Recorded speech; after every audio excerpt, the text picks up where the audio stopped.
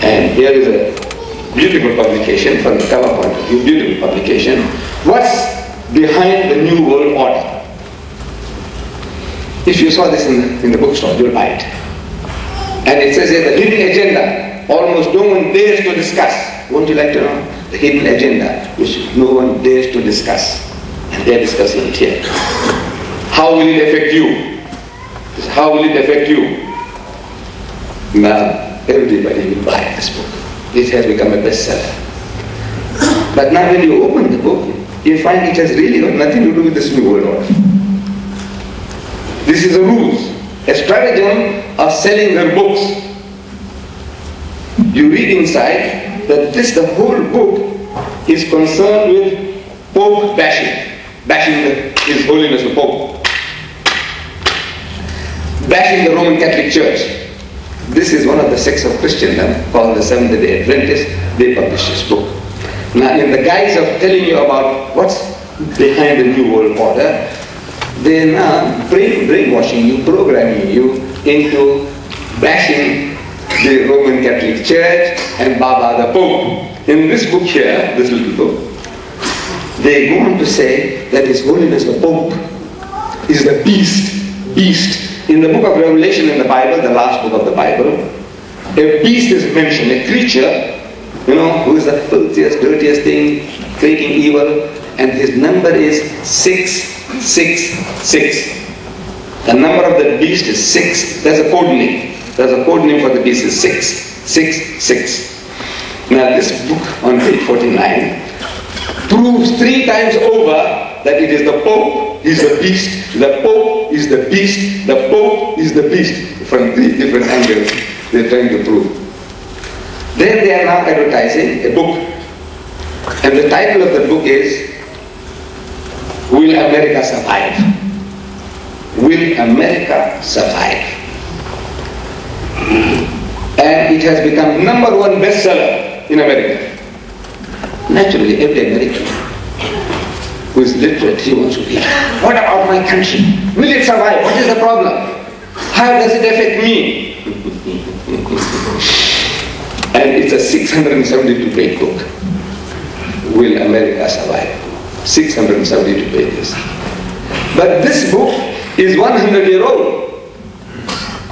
How did it become the world's bestseller?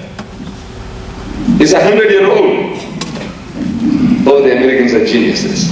The title of the book was The Great Controversy, written by Mrs. Ellen G. White, a divorcee. She created a movement. She had the spare time and the energy to write 672 pages attacking the Roman Catholic Church and proving that Saturday is the 7th day they should have for worship. 672 pages. So, and the thing is gone out of business. Nobody wants to buy that book anymore. But the Americans are geniuses. They changed the title.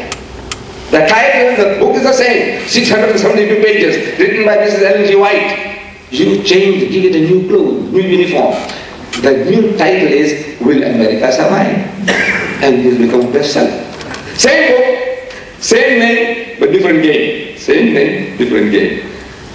So, I was tempted to go through this book. This is no. This book is a hoax. It's a hoax. But now this is how they sell it. Becomes a bestseller, just change the title. This is the old title you used to, you won't buy that anymore. You won't buy it. Listen now. Will America survive? Every American wants to buy it. Bestseller. Now, this New World Order has been mooted by George Bush. George Bush. This is what he says. This is what he said.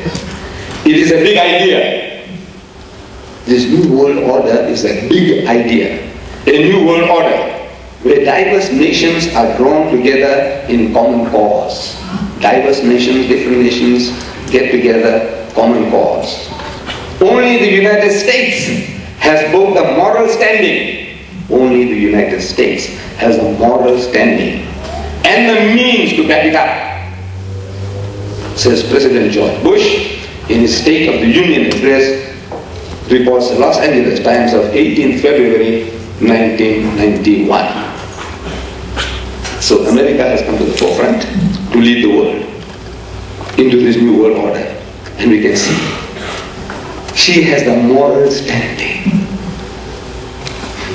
One of the most immoral nations on earth.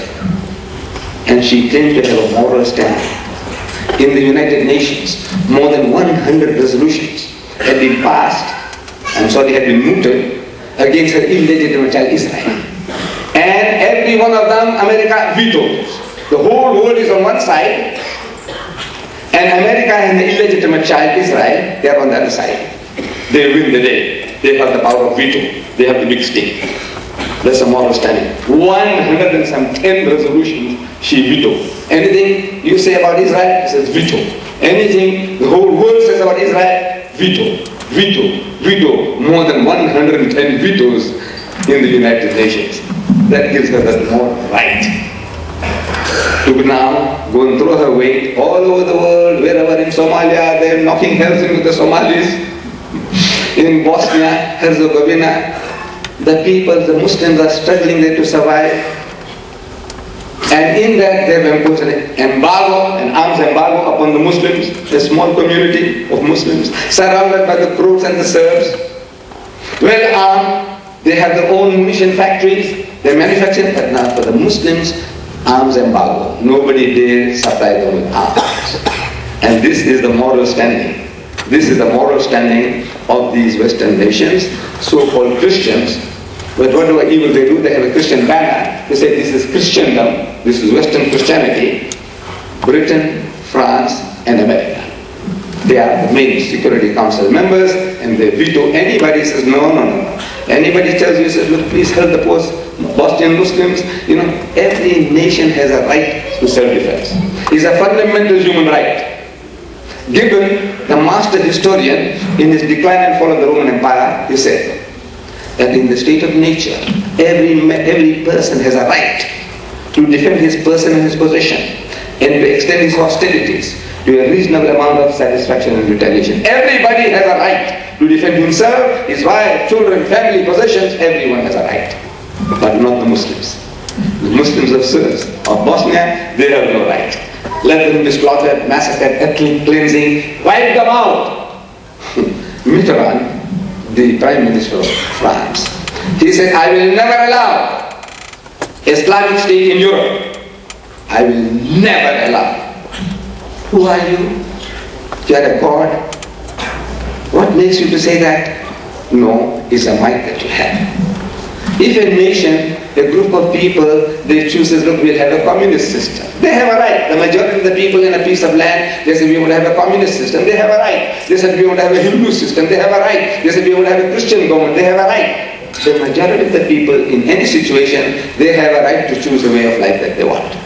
But not for Muslims. No, no, no. So I will never allow. In other words, we take direct intervention to see that it doesn't happen. Now, America has become the big boss, and I have had personal experience of this new world order. Just last month, I go to the land of liberty, fraternity, and equality. You know what country is that? What country? The land of liberty, fraternity, and equality. No. The French Revolution, France. That revolution that took place, this is for liberty, fraternity, and equality. For who? For who? For themselves. 1 million Algerians they killed before the Algerians got the freedom from the French. That liberty is for themselves. Fraternity is for themselves. That equality is for themselves. This is the hypocrisy of the West. For the America, everything that's American, suit them. That is law, that is haq, that is right. The French, the same. The British, the same. This is the sickness of the Western nations. They have a stick in the hand, and might is right. You got the stick in your hand? We are saying that the person says, this buffalo is mine. The cow is a black animal. Buffalo is mine. So when you claim your buffalo, it's your buffalo, but I give you one stick on your head. So whose buffalo is it? He says, mine, I give you another one. So whose buffalo is this?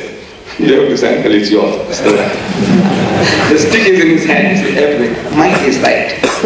So, in this land of liberty, fraternity, and equality, I'm called on a lecture tour. On the 15th of September last month, I leave Durban, and on this morning of the 16th,